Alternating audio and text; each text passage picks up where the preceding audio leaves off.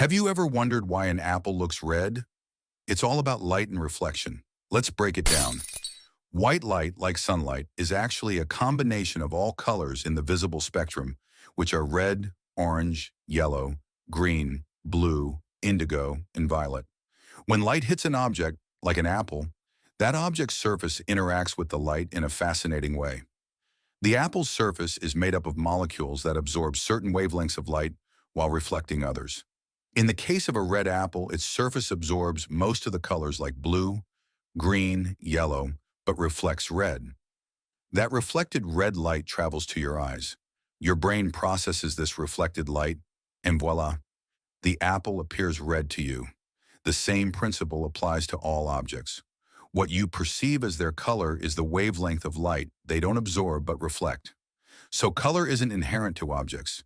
It's how they interact with light and how your brain interprets it. Cool, right? If you want to keep exploring the wonders of science, then subscribe.